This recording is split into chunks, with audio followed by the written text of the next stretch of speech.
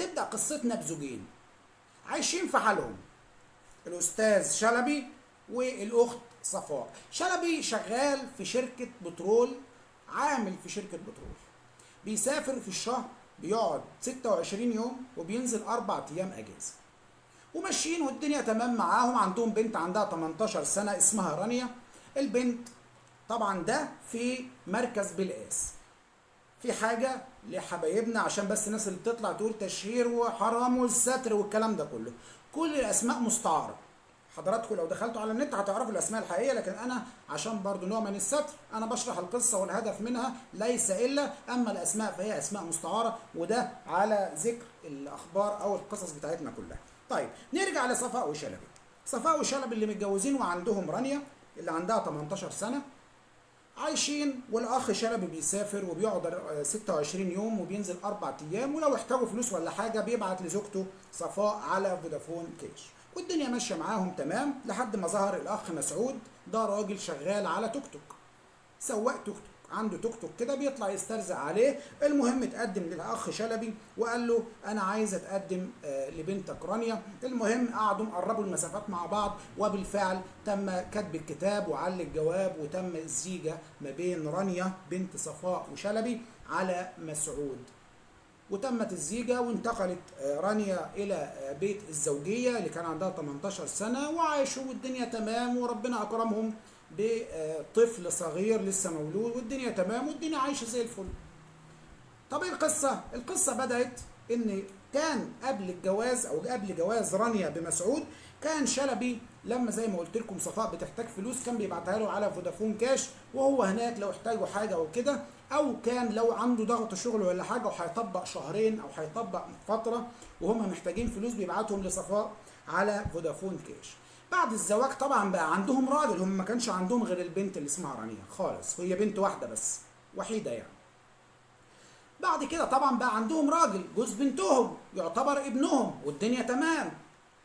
بدأ الاخ شلبي يبعت بقى، بدل ما مراته تطلع وتتبهدل وتروح تصرف الفلوس من فودافون كاش والكلام ده كله، خلاص بقى عنده راجل اللي هو شغال سواق توك توك الاخ مسعود جوز بنته، فبدأ يبعت لمسعود الفلوس، ومسعود طبعا بدوره وهو راكب التوك توك بيروح يغير الفلوس ويروح يديه لحماته. طبعا حماته هتكلم صفاء بتكلم شلبي يبعت لنا فلوس، خلاص هبعتهم النهارده على مسعود، ومسعود يجي يديهم لك. بتروح عامله غدا حلو كده عشان عارفه ان مسعود جاي هيجيب الفلوس ويجي، وبيجي يقعد معاهم. لكن هي طبعا معتبره مسعود ابنها لانه جوز بنتها، فالغلطه بدات من هنا. بدات تقعد في البيت مستريحه خالص، ده يعتبر ابنها زي ما بتقعد قدام بنتها، فبدات تقعد قدام هذا المسعود. قعدت طبعا بهدوم عاديه، هدوم بيتي، مسيبه شعرها. شويه دخل الصيف، طبعا ملابس داخليه موجوده. جه مسعود بيخبط، اهلا وسهلا، بتروح تفتح، ده جوز بنتي زي ابني، خش يا ابني. بدا مسعود يبص لحماته، فطبعا النهارده لابسه جلابيه بيتي خفيفه، النهارده سايبه شعرها، النهارده مش عارف ايه. بدا بقى ايه، واحده في الثانيه في الثالثه، اللبس ده بقى خفيف، اللبس ده مش عارف ايه. بدا يحدد ملامح جسم حماته، فبدا يبص لها بنظره مختلفه، بدل ما كان بيبص لها كانها امه بدا يبص لها كانها حاجه تانيه، وبدا يشتهي جسدها. اول ما بدا يشتهي جسدها بدا يلقح عليها بقى بالكلام، والمفاجاه ان هي بدات تتمتع بهذا الكلام. طبعا زوجها راجل عامل شغال في شركه بترول، بيجي كل شهر مره او كل شهرين او الكلام ده كله. بدا زوجها بقى طبعا زوج بنتها قاعد يقول لها ده ايه حماتي الحلاوه ديت، كل مره بقى بيجي ايه الحلاوه دي، ايه الجمال ده، ده اللي يشوفك كده يقول بنت مراتي، مش امها، بنتها، ولا يا ستي اختها. طبعا من بعد الكلام بقى، والله ده انت حماتي تصدقي انت لو مش متجوزه كنت انا اللي اتجوزتك، يعني كان ممكن اسيب مراتي دي عشانك. وبعدين انت مفكره ان انت مش جميله، ده انت اجمل من مراتي بكتير. يا بخت بقى عم شلبي، واحده في واحده كده بقى ايه، يا بخت عم شلبي، يا بخته فيا ولا ما تسكت يا واد شويه يا ولا. يقول لا يا بخته، ده انا لو مكان عم شلبي ده انا كنت قطعتك، ده انا كنت مزعتك، ده انا كنت مسكتك كده خليتك تقولي جاي، خليتك تولعي نار كده من الحلاوه اللي انت فيها دي. يا بختك يا شلبي، يا بختك يا حمايه، يا واحده في واحده بدأت هذه الأم أو هذه الحما برضه مسعود جاي بدأت تديله عيب ومبسوطة بالكلام اللي هو بيقوله، زائد ان هي خدت بالها ان هو بيبص لها دايما وهي لابسه هدوم بيت عريانه، بدأت برضه كل ما يجي تلبس الهدوم ديت، لحد ما واحده واحده كلمه من هنا على كلمه من هنا. والله تصدقي ده انا لو من شلبي كنت عملت فيكي كنت هتعمل ايه يا ولا، كنت هعمل كذا، ده انا كنت مسكتك على السرير وهعمل كذا، كنت ممكن امسكك وهعمل كذا. واحده واحده يا باشا الحب ولع في الدورة، بس ما ولعش في الدورة من ناحية الحب اياه، لا، حب البسكويت للحلاوة. واحدة واحدة ولعت النار وحصلت الكارثة، والأخ مسعود مارس الرذيلة مع حماته في كارثة زنا محارم. خلاص البسكويت لبس في الحلاوة. مرة في مرة الأخ مسعود ايه الأخبار؟ لا ده انت جامد، وهي طبعا ده انت فورة، ده انت مش عارف ايه، لا لا لا لا. ده مرة في مرة بدأ الأخ مسعود بدل ما كان بيجي لها وهو جايب الفلوس أو هو جايب مراته عشان يشوفوا حماته، بدأ يتردد عليها يطلع من الشغل، يسيب الشغل بالتوك توك ويروح رايح على حماته. طب أنا هجيب فلوس منين؟ أنا هخلي حماك يبعت فلوس وهديك تصرف على بنتي، بس تجيلي وتقعد معايا. وطبعا القعدة بعد ما كانت قعدة حما وجوز بنتها بقت قعدة بسكويت في الحلاوة، والدنيا كلها في البزراميط. الدنيا ماشيه جميله لحد ما الاخ اللي اسمه مسعود قال لها بقول لك ايه، انا بص بقيت متجنن، انا هطلق بنتك وانت تطلقي من شلبي وتعالى نتجوز. قالت له انت عبيط، ده انا حماتك ما ينفعش اصلا، بطل هبل بطل هبل يا واد واسكت. واخده الموضوع بهزار. قال لها ما بهزرش، حتى لو ما ينفعش هناخدك ونسيب البلد ونمشي، انا مش هقدر استغنى عنك تاني، انت اللي كيفتيني، انت اللي عملتيني. قالت لي يا واد اسكت الهند، اسكت شويه، اعمل اللي انت عاوز تعمله واسكت. المهم بدأ البيه كل ما يجي حماه اللي اسمه شلبي، طبعا بيجي راجل يعني جاي تعبان بقاله 26 يوم غايب ولا فترة أكبر، فبيجي لمراته بقى اللي اسمها صفاء، بيجي يقعد معاها 3 4 أيام. أكيد راجل يعني جاي لزوجته بعد فترة ديت فبياخد حقه الشرعي منها. فبتيجي بقى الأخ بقى اللي اسمه مسعود يجي بعد ما حماه يسافر، يلا بقى يا أخت صفاء اللي هي حماته تعالي بقى نتمتع تاني، فيلاقي عندها حتة من الفطور. ايه انت مالك كده مش متفاعله معايا زي كل مره؟ اسكت يا واد، حماك بهدلني، حماك جه المره اللي فاتت جعان كان بص ضايع، الموضوع ده كان تعبه قوي فمسكني بص ال4 ايام دول بهدلني فيهم. قال لها بقول لك ايه، هو كل ما هيجي لك هتقولي لي بهدلني والنهارده مش عايزه وسيبني بكره والكلام ده كله؟ بص ايه الاجازه الجايه لو جه ما تخليش يلمسك، قولي له بقى عليكي العاده، قولي له مش عارف ايه، المهم ما يلمسكيش. قالت له حاضر ماشي، طبعا مفكره بيهزر. جه طبعا الزوج بالفعل طلبها ليه العلاقه الزوجيه، طبعا وافقته وخلصت وبتاع. فجه البيه بعد ما سافر جوزها بيقول لها ها لمسك، فطبعا هي حبت ايه نوع من ايه النار كده والولعه كده والغيره والبتاع. قالت له اعمل ايه بقى، ما انا ما قدرتش اقول له لا عشان ما يزعلش، فسيبته يعمل اللي هو عايزه. ازاي تسيبيه، انا بغير عليكي، انا مش عايز حد يلمسك، عليا النعمه ما يلمسك تاني. قالت له انت عبيط، حاجه اقول له مالكش دعوه بيا، اصل جوز بنتك محرمني عليك، انت عبيط، انا اللي بقول لك عليه. بص والله هطلق بنتك وهخليك تطلعي من جوزك واخده ونهرب. قلت له بس اسكت، بطل هبل وبطل عبط واسكت. قال لها طب بص بقى حديد وبعيد، المره الجايه مش ما يلمسكيش، ولو لمسك هيبقى فيها كلام تاني. قالت له حاضر خلاص اسكت، اعمل بس اللي انت عايزه واسكت ما تبوظش الليل. المهم عدت الايام وجه الاخ شلبي تاني من شغله، وجه بعد ال4 ايام طبعا سافر. ها ايه الاخبار؟ معلش بقى هو كان عايز مره كده وبتاع، فانا قلت له. قال لها يعني لمسك؟ قال لها بص بقى اقفلي بقى الموضوع ده، انا الموضوع تربس معايا، انت هتعمل ايه مالكيش فيه بقى، مالكيش فيه، بدل انت مش عارفه تمسكي نفسك. انا بقى بص انا لما بحب الموضوع بيقفل معايا، محدش هيلمسك غيري، يعني محدش هيلمسك غيري. قلت له يعني ايه حماك هيجي؟ هقول له لا انت عبيط؟ قال لها ما هو ان شاء الله مش هيجي، اصبري بقى وسيبيني بقى في دماغي، خلينا فيه. قالت له بص بطل هبل. طبعا في الفتره ديت كان لسه ماشي الاخ شلبي، عدى 26 يوم كان الموضوع هدي، والاخ مسعود مع الاخت صفاء قاعدين مشغلينها بسكويت في الحلاوه طول الشهر لحد ما جه الاخ شلبي. جه الاخ شلبي يوم ما وصل، طبعا الو سلام، ازيك يا حماية، عامل ايه، اخبارك، الحمد لله على السلامه، الله يسلمك، ايه الاخبار، ايه يا عم ليك وحشه وبتاع، عايزين نقعد مع بعض قعده حلوه كده. قال له في ايه؟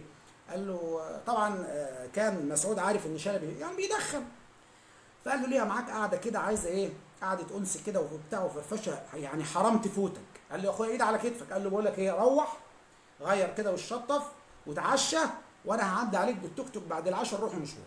قال له خلاص ماشي. طبعا لسه واصل الراجل، دخل اخد دش وبتاع واتعشى وطلع رايح يقضي ايه مع نسيبه بقى جوز بنته. اخدوا مسعود في التوك توك ومشوا. مريح فين يا مسعود؟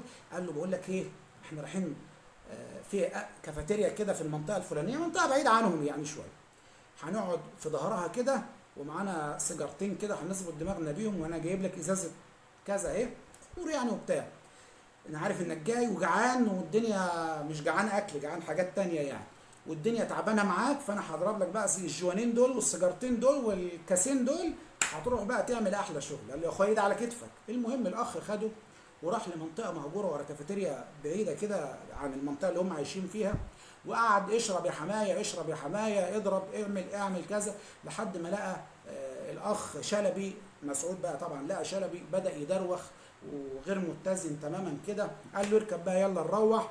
بدل ما يروحهم راح واخده جوز بنته مسعود وراحوا يمة مصرف كده بعيد شويه، وقال له انزل بس ايه اصل العجله حصل فيها مشكله. فطبعا دوكا نازل مسطول كده، راح لافف مسعود من ورا، كان معاه شال، وراح خانقه تناه وراه لحد ما تاكد تماما انه مات.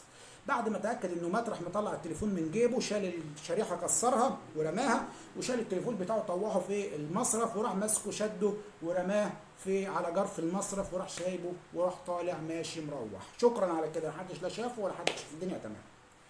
عدى يوم، طبعا المنطقه كانت بعيده شويه، يوم في الثاني فاهالي شافت الجثه فبداوا يعني يكلموا الشرطه. طبعا جت الشرطه، البحث الجنائي، وده مين ده ومش مين ده، بدات الناس تبص عليه، يا جماعه مين؟ طبعا اهل البلد بيبقوا عارفين حتى لو متطرف في بلحه ثانيه، الناس عرفته، فعرفت ده الحاج شلبي. ايه ده؟ طب ايه اللي حصل له؟ طب مش عارف ايه. طبعا تم تحويل الجثه للطب الشرعي اللي اثبت ان هو تم يعني سبب الوفاه، كان الناس بتقول يعني ممكن يكون ماشي وتوفى ووقع، فالطب الشرعي قال سبب الوفاه الخنق، سبب الوفاه الخنق. طبعا طب شلبي هيروحوا بقى يستدعوا الزوجه ويستدعوا نشوف الدنيا فيها ايه. فالمهم طبعا كان الاخت صفاء والاستاذ مسعود طبعا اللي هو جوز بنتها خلاص بقى خلصوا منه. فمسعود ما قالش لمراته ان جوزها مات او ان انا موتت جوزي، هو كل اللي قال لها انا خدته مشوار بس الشغل كلموه وراح الشغل على طول، قال لي خد بالك من الجماعه انا هطلع على الشغل اصل عايزين هناك ضروري، فما قالش حاجه عشان ما يبوظش الدنيا يعني. بس كان من عادتهم دايما قال يعني ده جوز بنتها جوه وهي، فدايما بيسيبوا الباب موارب كده، يعني عليها اي حد يجي الباب موارب، ده كانوا هي وجوز بنتها عادي يعني زي ابنها، وحتى سايبين الباب موارب اهو، ما حدش هيخش، وحتى لو حد هيخش بايه بيخبط، فبياخدوا بالهم يعني. فطبعا بعد القصه وتم اكتشاف القصه دي، طلعت الشرطه بفريق ورايحين على البيت اللي هو بيت شلبي عشان يشوفوا زوجته ويستجوبوها، يشوفوها جوزها هي تعرف عنه ايه وما بلغتش عنه ليه لو هو متغيب عن القصه دي، لان الطب الشرعي بقاله يومين. فرايحين عشان يستجوبوها، فرايحين داخلين على البيت لقوا الباب موارب كده، فظابط راح ضارب الباب برجليه طبعا من غير ما يخبط، طبعا ضرب الباب على اساس ان هو موارب كده، بيبص فوجئ ان موجوده صفاء وموجود الاستاذ مسعود.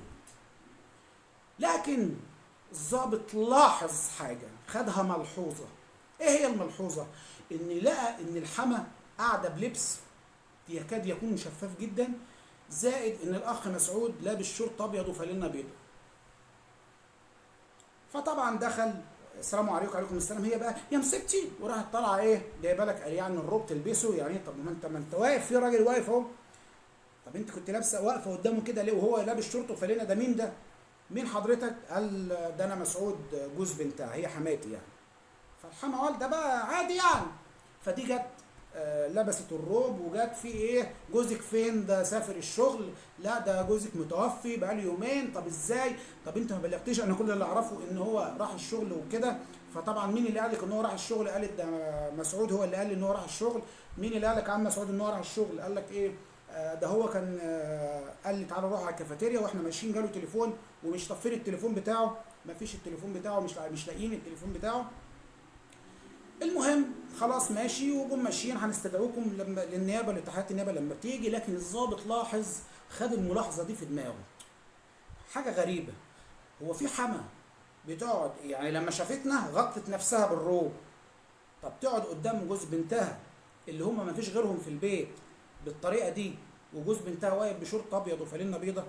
حاجه غريبه، اكيد في حاجه غلط. المهم بدات تحريات المباحث، بدات طب في رقم تليفون جوزك كام؟ رقم تليفون جوزي كان 010 كذا كذا كذا. بدا طبعا لشركه الاتصالات ويشوف الاتصالات مين اللي اتصل عليه عشان الشركه والكلام ده كله. فوجئ ان اخر اتصال كان على الزوج كان من تليفون. بيكشفوا طبعا على رقم التليفون، طلع تليفون الاخ مسعود. تمام، تعالى يا عم مسعود، بالضغط عليه، انت التليفون ده اخر رقم انت عملته، وانت اخر واحد مكلم حماك، امال فين الشركه اللي انت قلت مش موجوده؟ طبعا بالضغط برضو على السيده صفاء اللي قالوا لها ضابط المباحث انت كنت لابسه كذا وجوز بنتك لابس كذا، هل في علاقه ما بينكم؟ قالت لا، لكن بعد ما حست ان هي هتروح في ابو نكله يعني او هيتم توجيه تهمه القتل، قعدت تحلف. قالت ايوه انا في علاقه ما بيني وما بين جوز بنتي، لكن والله انا ماليش دعوه، انا ما اعرفش. انا كل اللي اعرفه ان هو جوز بنتي جالي وقال لي جوزك جاله تليفون وسافر.